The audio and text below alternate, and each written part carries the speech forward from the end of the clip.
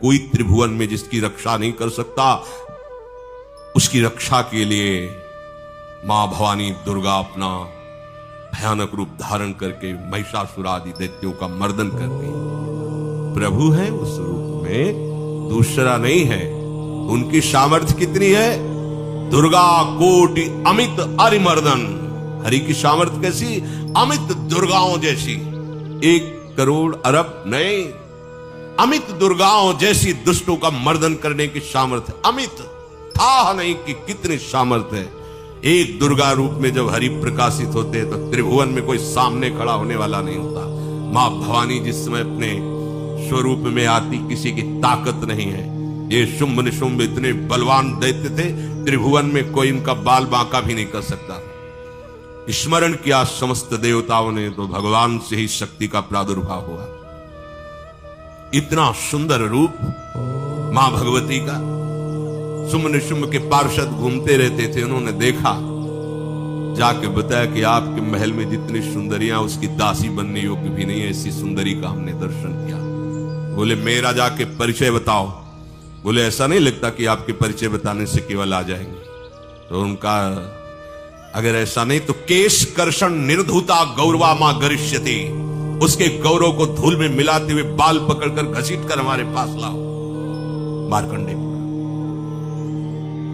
उनके पार्षद गए और बताया हमारे मालिक शुंभ निशुंभ है, उनका आदेश है कि आप महल में चलो और आदर सहित, अगर आप ऐसा ना करती हैं तो मैं आपका निरादर करते हुए बाल पकड़कर घसीटते हुए ले जाऊंगा। देवी जी ने मुस्कुरा दिया और कहा अपने मालिक से कह दो जाकर के कि हम उसी की आज्ञा पालन करती जो हम पर युद्ध में विजय प्राप्त कर ले। वो जाके बोले हाँ वो तो मतवाले, त्रिभुवन में कोई जोड़ ही नहीं था।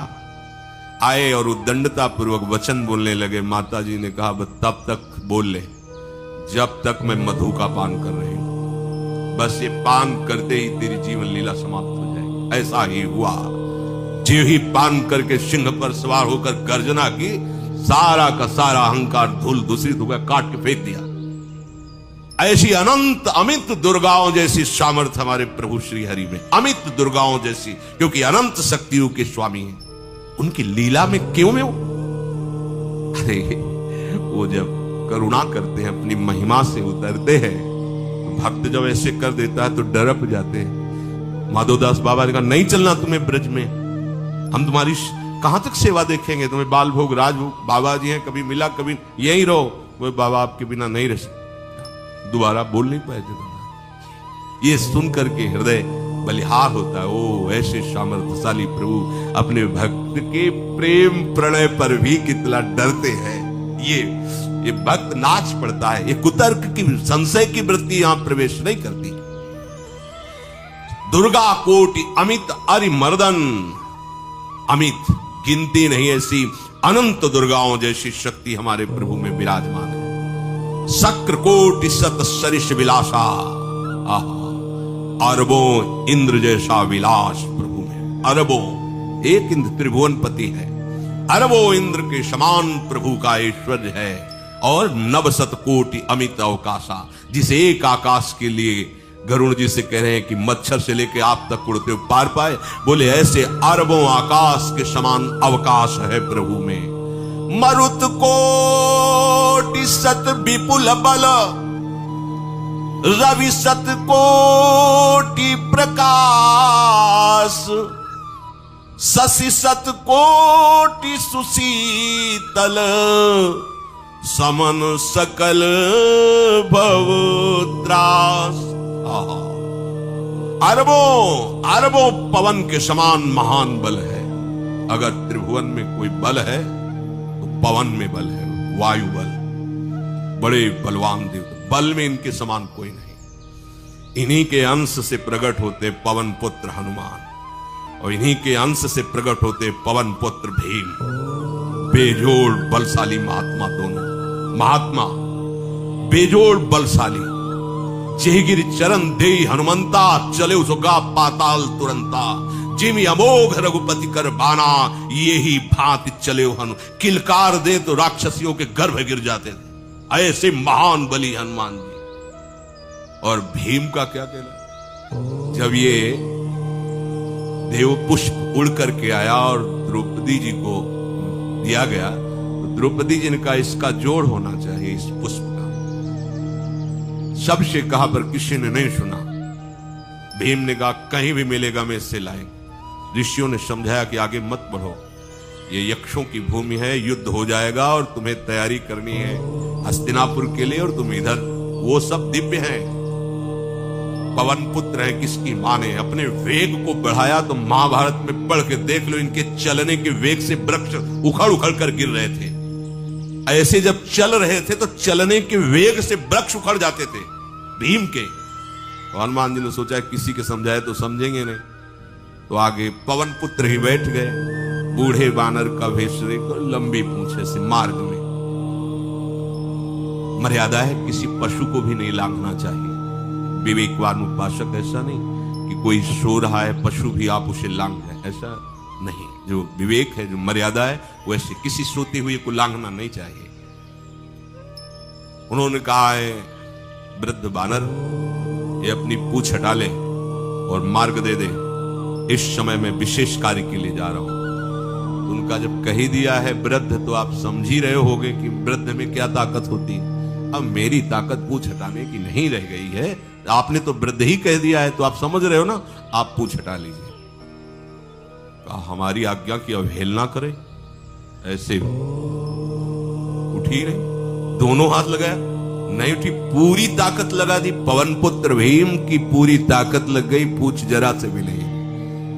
हाथ जोड़ के खड़े बोले हम समझ गए हमारे बड़े भ्राता आप हनुमान जी हैं, क्योंकि ऐसा कोई बानर सृष्टि में पैदा नहीं हुआ कि मैं उसकी पूंछ ला हिला सकूं, मैं समझ गया।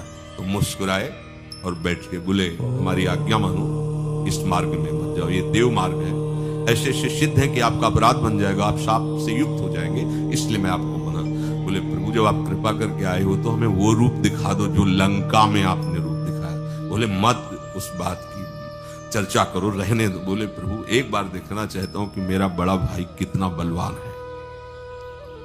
हनुमान जी ने कहा फिर देख लो।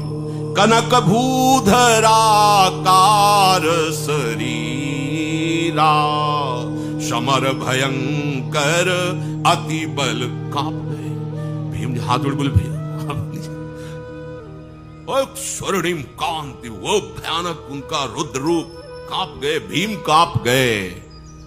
वायु में अगर बल में देखा जाए तो सबसे ज्यादा वायु बलवान है।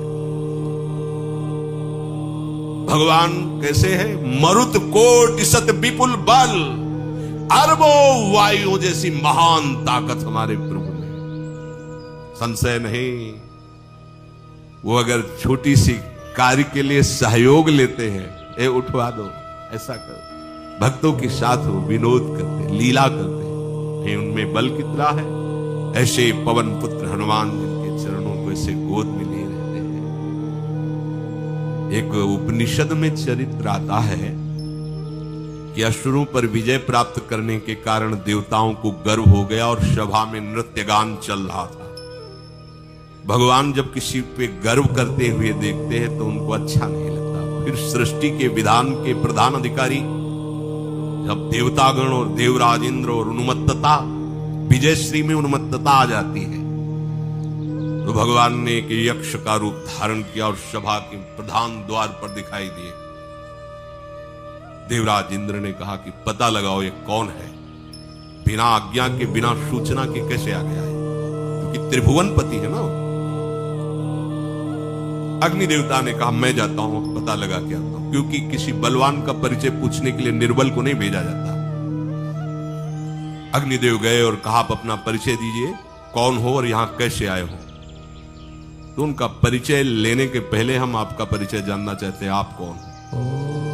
तो उन्होंने कहा कि मैं अग्निदेव हूं, सामर्थ्य आपकी, त्रिभुवन को उपले की तरह भस्म कर सकता हूं।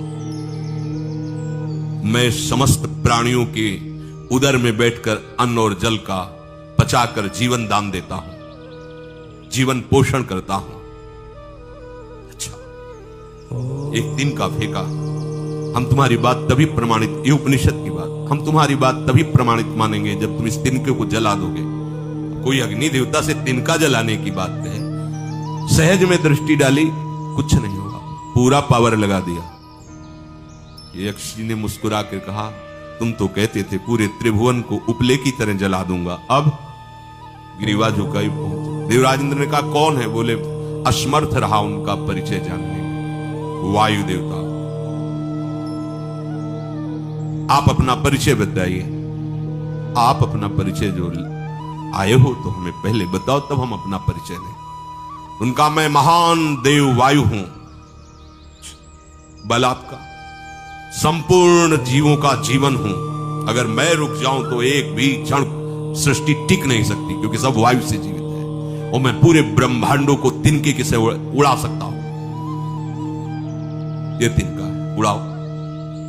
पूरी ताकत लगा दी वायु देवता ने, तिनका नहीं उड़ा। ग्रीवा झुकाई, वापस चले। अब देवराज इंद्र उठे, जे ही नजदीक पहुंचे यक्ष अंतर्धान हो गया और देखा साक्षात ब्रह्म विद्या दूर से मूर्तिमान ब्रह्म, और डांट लगाई कि तुम उनसे संभाषण करने योग्य भी नहीं हो, क्योंकि तुम सबसे बड़े सिंहासन पर बैठे हो और अहंकार करते हो।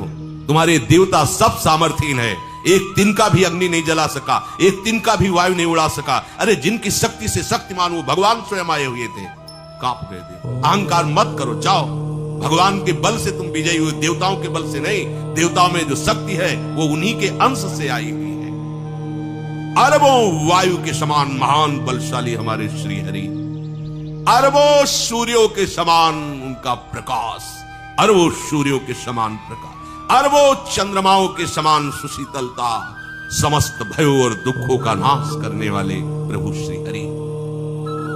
काल कोटि सत सरिस अति, दुस्तर दुर्ग दुरंत, धूम के तु सत कोटि सम, दुराधरस भगवंत। अरबों कालों की सामर्थ्य, अरब नहीं अरबों कालों की सामर्थ्य भगवान एक काल अनंत ब्रह्मांडों में तांडव मचाए रखा है। अरबों काल अमित बलशाली, अत्यंत दुस्तर, दुर्गम, दुरंत, कौन? प्रभु श्री हरि।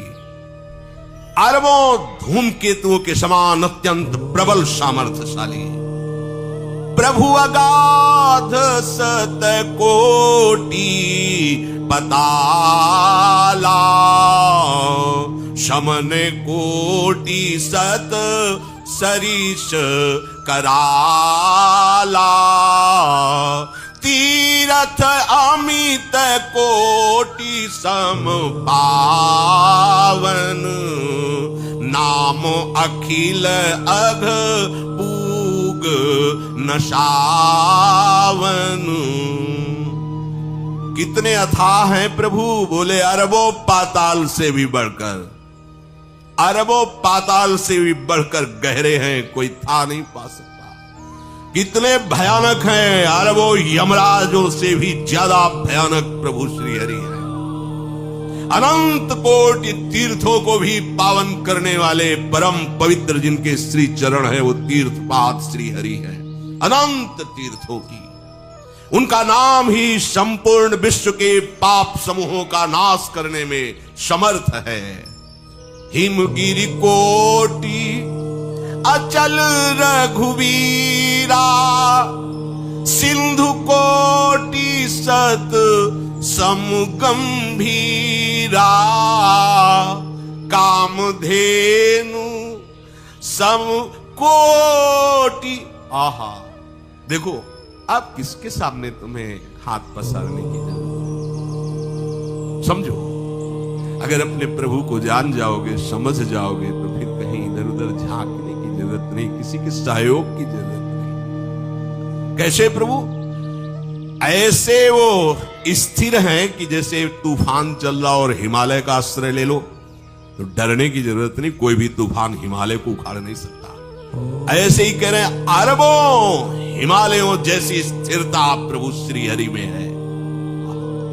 अरबों समुद्रों के समान गंभीर है। कामधेनु सत कोटि समाना, सकल काम दायक भगवाना। सारद कोटि अमित चतुराई, विधि सत कोटि सृष्टि निपुनाई।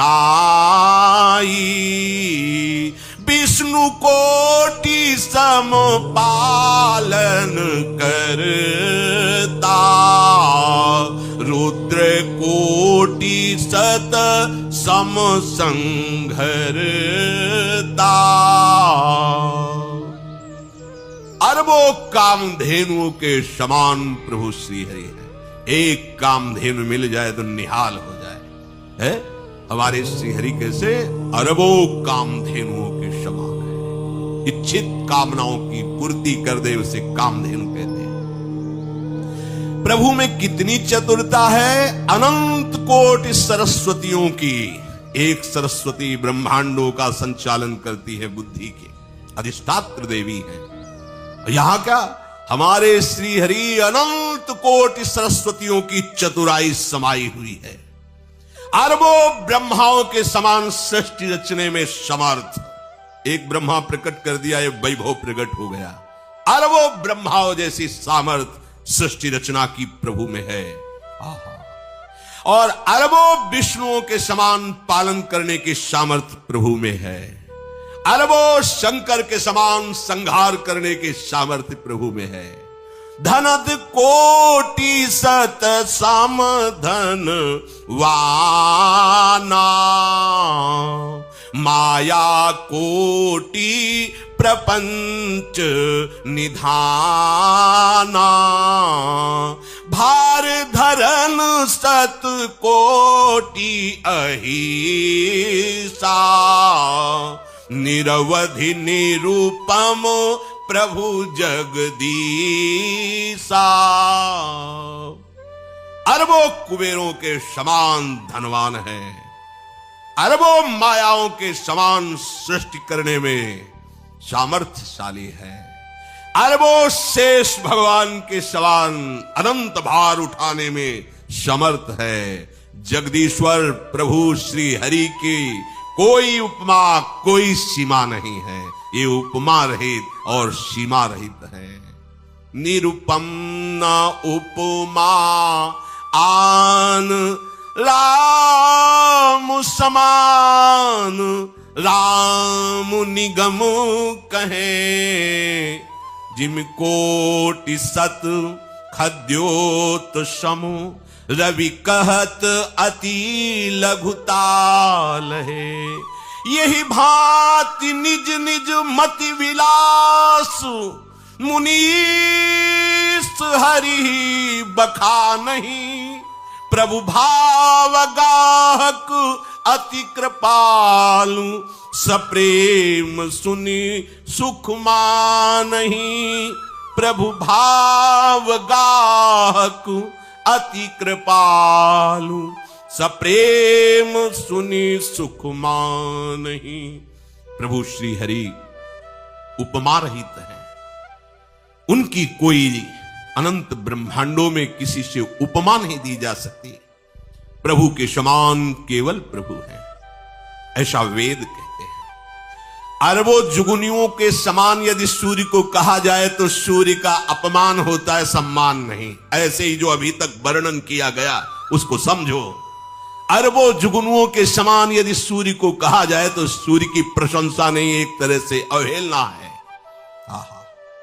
इसी प्रकार अपनी बुद्धि के विकास के अनुसार मुनीश्वर, अपनी बुद्धि के विकास और प्रकाश के अनुसार मुनीश्वर प्रभु का वर्णन करते हैं। गुण महिमा नाम बल पर था कोई नहीं पाओ, आज तक कोई था नहीं। ऐसे प्रभु की लीला में कोई कुतर्क, कोई संशय, अब वो क्या बुद्धि है उसका खुद विचार करें।